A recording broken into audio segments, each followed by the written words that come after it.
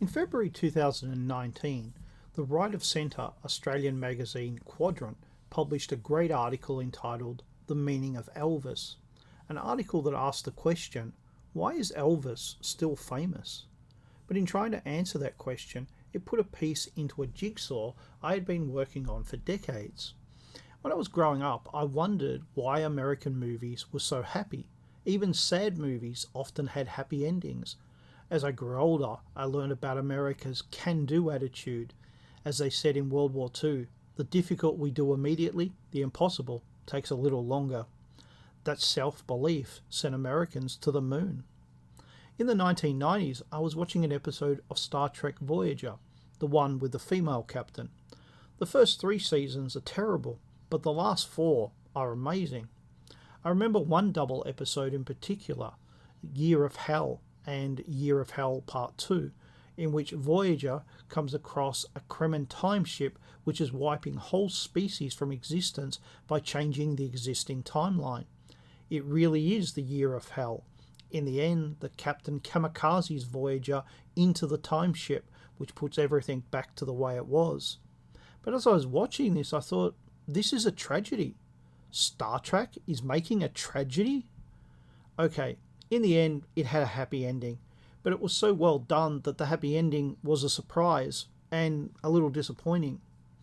America invented the happy ending, and it became an enduring staple of American entertainment, but the entertainment industry was itself influenced by the wider American culture. In the article mentioned above, there is this sentence: in hit movie after hit movie, Presley played the archetypal young American, good-looking, happy and charming, enjoying life and simple adventures in a world where all great issues had been resolved and tragedy banished. In a world where all great issues have been resolved and tragedy banished. You hear this kind of thinking throughout American history, and you certainly hear it today when Americans talk about their history. How could slavery have existed in a land without tragedy? How could 600,000 people die in a civil war in a land without tragedy? How could the Indians have suffered so greatly in a land without tragedy?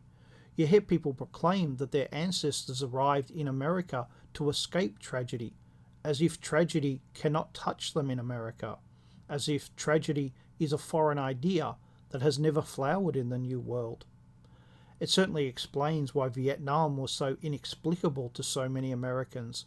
It also explains why so many Americans cannot escape the grip of conspiracy theory.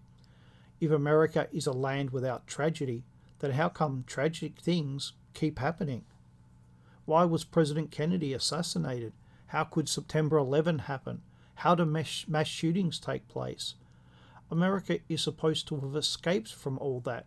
It is supposed to be on a better road, to have escaped tragedy, and to believe that you are the master of your own fortune and that you are not hostage to human fear or failure is a very liberal thing to think. But America has always been the country that liberalism built. America has always been a land of dreams, but dreams have a dual nature, both sweet and terrible.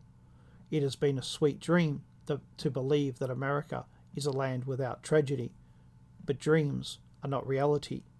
We are all going to see a lot of tragedy, sadly.